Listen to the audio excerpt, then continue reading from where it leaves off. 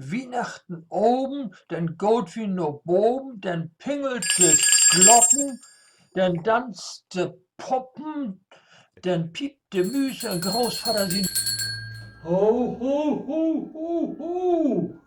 Platt, platt, platter Advent, ja. Und da war ich ja wohl heute noch bei dem Klaus Peter. Der musste die Rute nicht spüren. Nein, nein, das musste er nicht. Aber er konnte auch ein gutes Gedicht aufsagen. Und das wollen wir uns jetzt gleich mal anhören, liebe Kinder und Erwachsene, Plattenfreunde. Jo, Plattdeutsch, das kann ich auch so bitten. Aber da, wo ich herkomme, da spricht man kein Platt. Jo, jo, mag dat gut, liebe Kinder und erwachsene Lüd. Weihnachtsmann, kick mich an, blöden Knöbel bin ich Mann. Viel zu singen weet ich nicht. Weihnachtsmann, vergeb mich nicht.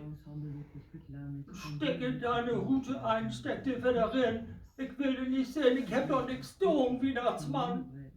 Oh nee, und dann an Plattenfreitag bist du hingekommen. Oh, ich wünsch dir, Weihnachtsmann, du bist ja schon bitte durch die Tür. Ich wünsch dir auch eine schöne Weihnachtszeit, Weihnachtsmann, und schönen Dank für das, was du mir bräuchtest.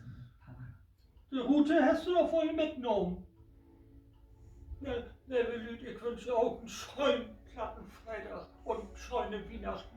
Tschüss. Nee, ich kann das nicht glauben, die hätte Rute hier loten. Oh Gott, oh Gott, oh Gott. Was mag ich nur, was mag ich? Soll ich ihm den Achterrand schicken? Vielleicht ist das eine gute Idee. Tschüss, liebe Lüd.